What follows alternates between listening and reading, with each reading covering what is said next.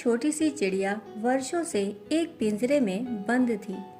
अपने समान अन्य पक्षियों को आसमान में उड़ते देख उसका मन भी असीम आकाश में उड़ जाने को व्यग्र हो उठता। वह उड़ने का बार बार प्रयास करती, पर उसके पंख हर बार पिंजरे में उलझकर घायल हो जाते। वह सोचती कि काश मैं भी इस पिंजरे से मुक्त हो पाती, परंतु ऐसा कहाँ संभव था। वह तो वर्षों से पिंजरे से मुक्त होकर उन्मुक्त गगन में उड़ने के सपने बुनती आ रही थी, किंतु अब भी उसी पिंजरे में कैद थी। उन्मुक्तता में मिलने वाले आनंद की कल्पना कर वह बेचारी रोज पिंजरे में सो जाया करती। जो भी रूखे सूखे दाने मिलते उन्हें अनमने ढंग से खाती और सिसक कर रोती बिलखती रहती। एक दिन उसके मन में अचानक ख्याल आया कि क्यों न इस पिंजरे से निकल भागने की कोई युक्ति सोची व निकाली जाए।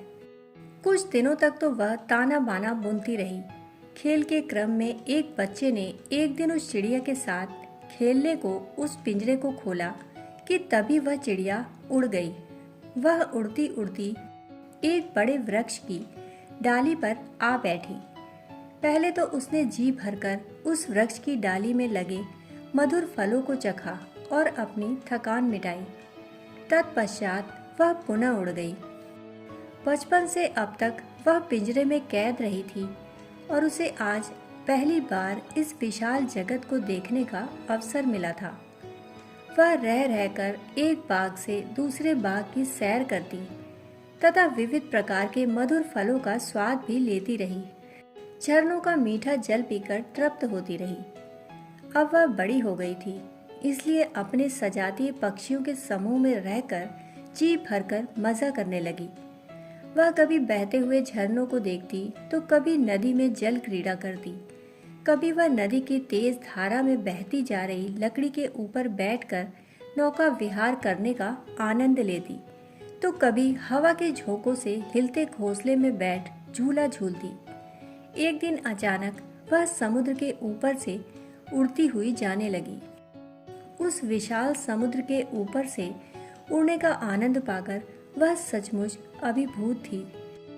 एक दिन चिलचिलाती धूप की तपन से बचने के लिए वह हिमालय के विशाल भूभाग का दिग्दर्शन करती हुई उसके ऊपर से उड़ते हुए हिमाच्छादित हिमालय की बर्फीली हवाओं का स्पर्श पाकर खूब आनंदित हुई। दूसरे दिन ऊंचे आकाश में बहुत दूर तक उड़ती रही और आनंद मनाती रही। कभी रात्रि में ऊंचे क्षितिज में चमकते तारों को निहारती, तो कभी पूनम के प्रकाश को पाकर प्रफुल्लित होती। इस प्रकार उसका जीवन पूर्णतया बदल गया और वह आनंदित रहने लगी। उस छोटी सी चिड़िया की तरह हम भी उन्मुक्त जीना चाहते हैं, परंतु क्या करें, जैसे ही हम मुक्त होने की कोशिश करते हैं वैसे ही स्वयं को एक पिंजरे में कैद पाते हैं। उस छोटी सी चिड़िया की तरह हम भी स्वयं को किसी बंधन में बंधा हुआ पाते हैं, असहाय पाते हैं और दुखी होते हैं। उस पिंजरे में बंद हम भी उस चिड़िया की तरह सिसकते व बिलखते हैं। हमारा मन भी उस पिंजरे से आजाद हो जाने को करता है, किंतु करे क्या, कुछ समझ में नहीं आता। वास्तव में हमारा अहम ही वह बंधन है जिससे हम बंधे हुए हैं। मैं, मेरा शरीर, मेरा परिवार, मेरे रिश्तेदार, हम बस इसी छोटी सी परिधि तक सीमित होकर रह गए हैं। वास्तव में अपने भौतिक शरीर को ही हमने अपना सब कुछ मान लिया है, इसलिए हमारा जीवन शरीर तक केंद्रित होकर रह गया है। यह शरीर अनित्य है और शरीर में स्थित आत्मा नित्य एवं शाश्वत है। इस ओर तो कभी हमारा ध्यान ही नहीं गया। हम इंद्रिय जन्य सुख को ही सब कुछ मानते रहे। हमारा शरीर हमारी शाश्वत आत्मा का एक वस्त्र मात्र है, इस पर तो हमने कभी ध्यान ही नहीं दिया। हमने अपने भौतिक शरीर और भौतिक शरीर से जुड़े हुए रिश्ते नाते मात्र को ही अपना सब कुछ मान लिया। यदि हमें भी आत्मा व परमात्मा के उन्मुक्त गगन में उड़ना और आनंद पाना है, तो स्वयं ही अपनी इच्छाओं व वासनाओं के बंधन से मुक्त होना होगा। मैं के बंधन से मुक्त होना होगा। ज्ञान, कर्म, भक्ति आदि उस पिंजरे से मुक्त होने के साधन के समान हैं। हमारे विविध धार्मिक, आध्यात्मिक शास्त्रों में वर्णित इन्हीं साधनों का अवलंबन करके कोटिशा साधकों ने अहम से परम तक की यात्रा की है। सभी ऋषियों व योगियों ने इन्हीं साधनों के सहारे परमात्मा तक की यात्रा पूरी की है।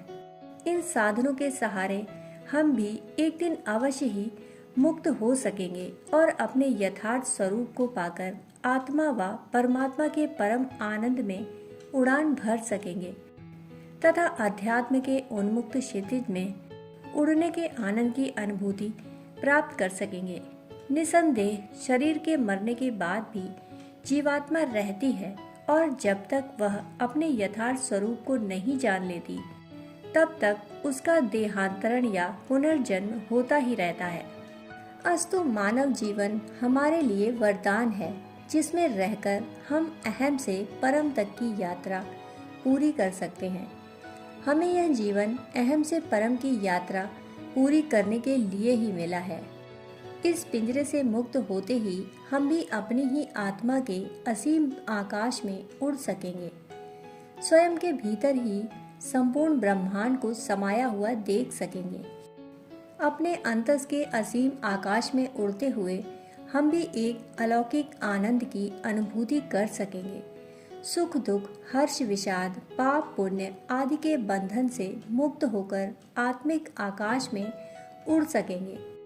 उस पिंजरे से मुक्त होते ही आत्मिक आकाश में उड़ते हुए हमें यह संपूर्ण सृष्टि स्वयं की आत्मा के विस्तार के रूप में महसूस हो सकेगी। तब हमारे अंतस में उठने वाली करुणा, प्रेम व संवेदना की ऊंची ऊंची लहरें व तरंगे हमें सचमुच हर पल आह्लादित एवं आनंदित कर सकेंगी, पुलकित एवं प्रफुल्लित कर सकेंगी। उस प्रबल प्रवाह में मैं स्वयं ही मिटकर बह जाएगा। तब हम सचमुच मानव से देव मानव बन सकेंगे। अस्तु योग व अध्यात्म यात्रा है अहम से परम की। यह यात्रा है द्वैत से अद्वैत की। इस मानव जीवन में रहकर हमें यह यात्रा पूरी कर ही लेनी चाहिए, अन्यथा बार बार जीवन मरण के चक्र में हम यूं ही पड़ते रहेंगे और पिंजरे में कैद हो सिसकते बिलकते रहेंगे। दोस्तों, कहानी सुनने के लिए आप सभी का बहुत बहुत आभार। फिर मिलते हैं ऐसी ही एक कहानी के साथ। तब तक के लिए धन्यवाद।